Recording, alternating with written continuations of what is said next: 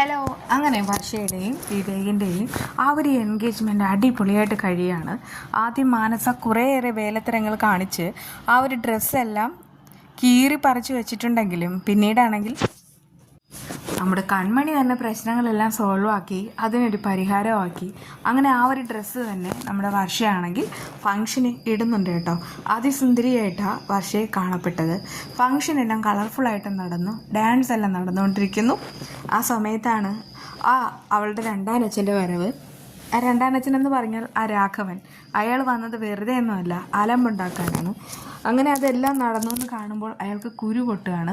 എന്നിട്ട് അത് അലമ്പ് ഉണ്ടാക്കാൻ വേണ്ടിയിട്ട് അച്ഛൻ ആരാണെന്നൊക്കെ ചോദിക്കുന്നുണ്ട്. വർഷയ്ക്കാണെങ്കിൽ തൻ്റെ അച്ഛൻ ആരാണെന്നുള്ള ആ ഒരു ഐഡിയ ഇല്ല. സത്യത്തിൽ അന്ന് അമ്മ കാര്യങ്ങളെല്ലാം തുറന്നു പറയാൻ ശ്രമിച്ചുകൊണ്ടിരുന്ന സമയത്താണല്ലോ മലയാള പാച്ചിലിൽ അമ്മ ഒളിച്ചു പോയത്. അതുകൊണ്ടൊക്കെ തന്നെ വർഷയ്ക്ക് ഒന്നും അറിയില്ല. പക്ഷെ അയാൾ പറയുന്നുണ്ട് എനിക്കറിയാമെന്ന്.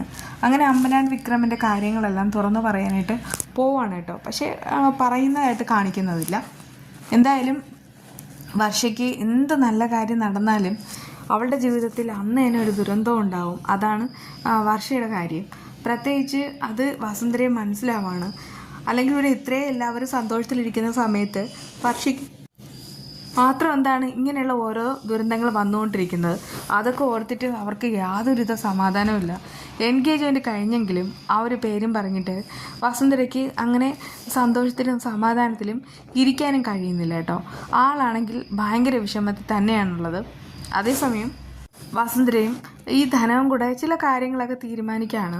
ഇതെന്താ ഇങ്ങനെയൊക്കെ ഓർത്ത് നിൽക്കുകയാണ്. അതിനിടയ്ക്ക് തന്നെ ആ രാഘവൻ വന്നിട്ട് എല്ലാം കുളമാക്കുന്ന സമയത്ത് ശ്രീനാഥ് മറു സൈഡിലേക്ക് കൊണ്ടുപോവാണ്. കൂടെ കൃഷിയുണ്ട്. അവർ രണ്ടുപേരും കൂടെ അയാൾ ഇടിച്ച് പഞ്ചറാക്കുകയാണ്. നന്നായിട്ട് തന്നെ ഇടിക്കുന്നുണ്ട്. എന്നിട്ട് പറയുന്നുണ്ട് ഒന്നുമില്ലേലും തൻ്റെ ഭാര്യയുടെ മകളല്ലേടോ, എന്നിട്ടും ആ കുട്ടിയോട് എന്തിനാണ് ഇങ്ങനെ കൊടും ക്രൂരത ചെയ്യുന്നത്. അതിൻ്റെ പിന്നാലെ നടന്ന് താനായിട്ട് അതിൻ്റെ ജീവിതം ഇല്ലാതാക്കാൻ നോക്കുകയാണ്.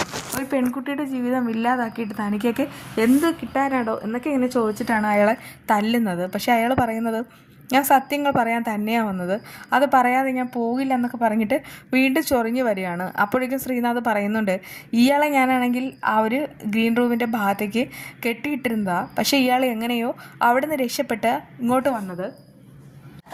നമുക്കിനി ഇയാളെ പിടിച്ച് പോലീസിൽ ഏൽപ്പിക്കാൻ വേണ്ടത്. അതൊക്കെ കേട്ടിട്ടും രാഘവൻ ഒട്ടും കൂസലില്ല കേട്ടോ. രാഘവൻ രണ്ടും കൽപ്പിച്ച് തന്നെയാണ് ഉള്ളത്. അയാൾ പറയുന്നുണ്ട് എനിക്ക് സത്യങ്ങളെല്ലാം എല്ലാവരോടും തുറന്നു പറയണം. അതേസമയം അയാൾക്ക് എല്ലാ കാര്യങ്ങളും അറിയാം. അതുകൊണ്ടൊക്കെ തന്നെയാണ് എല്ലാം കുളമാക്കാൻ വേണ്ടിയിട്ട് വന്നിട്ടുള്ളത്. കോടീശ്വരനായ അമ്പനാട് വിക്രമൻ്റെ മകളാണ് വർഷ. ആ ഒരു സത്യം അയാൾ തുറന്നു പറയുന്നതിലൂടെ പല കാര്യങ്ങളും വെളിപ്പെടും. അതിലുപരിയായിട്ട് ഈ വസുന്ധര ഒളിക്കുന്ന ആ ഒരു സത്യം എന്ത് അതും മനസ്സിലാക്കണം.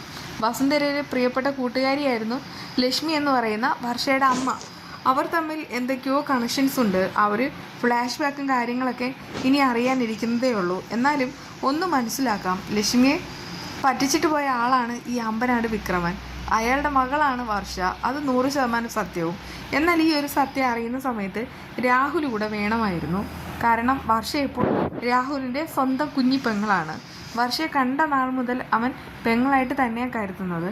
എന്നാൽ ഇത് തൻ്റെ ഒറിജിനൽ പെങ്ങളാണെന്ന് അറിയുമ്പോൾ രാഹുലിന് കൂടുതൽ സന്തോഷമാവും. എങ്ങനെയൊക്കെ നോക്കിയാലും ഇതിലുള്ള എല്ലാവരും ഓരോരോ കണക്ഷൻസിലൂടെ ബന്ധപ്പെട്ടിരിക്കുന്നു. പിന്നെ അഭിരാമി മാത്രമാണ് ഒരു ബന്ധം ഇല്ലാതെയുള്ള ആൾ. അതുകൊണ്ടാണല്ലോ അഭിരാമി തന്നെ എല്ലാം കുളമാക്കിയതും അല്ലേ. എന്തായാലും എന്തൊക്കെയോ നൂലാമാലകൾ വരാനായിട്ട് പോവാണ്. പിന്നെ വർഷ കരയുന്നത് കാണിക്കുകയാണ്. എന്തായിരിക്കും അടുത്ത വിശേഷം? വീണ്ടും കാണാം. ബൈ.